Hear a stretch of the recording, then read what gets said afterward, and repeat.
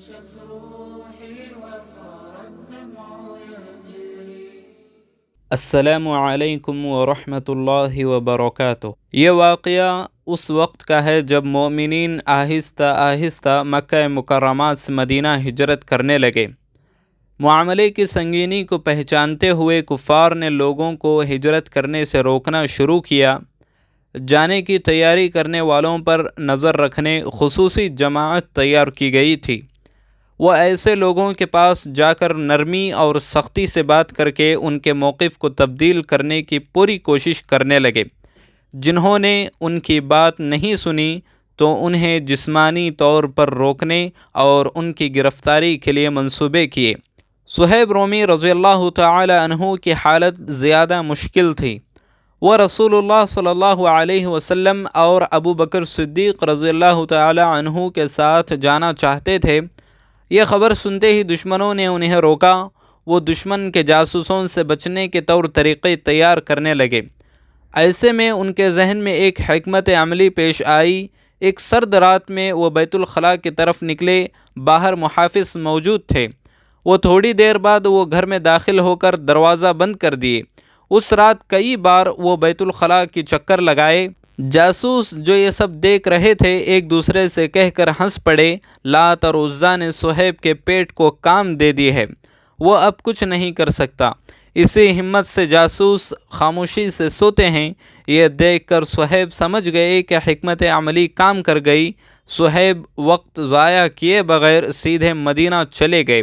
لیکن زیادہ وقت نہیں گزرا تھا کہ درمیان میں جب محافظ جاگ گئے تو معاملے کا احساس ہوا۔ انہیں بخوبی معلوم تھا کہ صہیب مدینہ جا رہے ہیں۔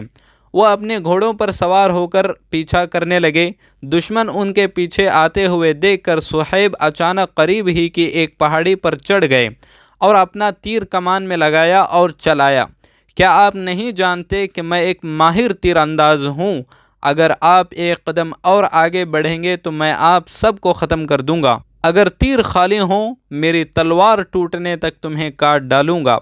وہ جانتے تھے کہ صہیب رضی اللہ تعالی عنہ کا مقابلہ کرنا آسان نہیں ہے۔ اتنے میں ان میں سے ایک نے چلا کر کہا، جب آپ روم سے یہاں آئے تھے آپ غریب تھے، اس کے بعد آپ ہمارے مال سے مالدار ہوئے، لہذا ہم دیکھیں گے کہ آپ اس جائیداد کے ساتھ کیسے جاتے ہیں۔ صہیب کو محسوس ہوا کہ انہیں خریدنا آسان ہے۔ آپ صلی اللہ علیہ وسلم کے پاس پہنچنے میں ایک لمحہ بھی ضائع نہیں کیا اور اس ساری رکاوٹ کو دور کرنے کے لیے اپنی ساری دولت خرچ کر دی۔ وہ اپنے عزیز دوستوں میں شامل ہونے کے لیے سینکڑوں کلومیٹر کا سفر طے کیے۔ جب وہ مدینہ سے 2 کلومیٹر دور قباء پہنچے تو انہوں نے نبی کریم صلی اللہ علیہ وسلم اور ابو بکر صدیق رضی اللہ تعالی عنہ سے ملاقات کی۔ نبی اکرم صلی اللہ علیہ وسلم نے چاند جیسے چمکتے چہرے سے مسکراتے ہوئے صہیب رضی اللہ تعالی عنہ سے کہا، ربح البیع ابا یحییٰ، ربح البیع ابا یحییٰ، یہ منافع بخش کاروبار ہے ابو یحییٰ، کاروبار منافع بخش ہے۔ ابو یحییٰ صہیب رضی اللہ تعالی عنہ کو پیار سے کہا جاتا تھا۔ رسول اللہ صلی اللہ علیہ وسلم نے راستے میں واقعے کا ذکر کرتے ہوئے اس طرح فرمایا۔ صہیب رضی اللہ تعالی عنہ نے خوشی اور تعجب سے کہا، اے نبی صلی اللہ علیہ وسلم، مجھ سے پہلے یہاں کوئی نہیں آیا۔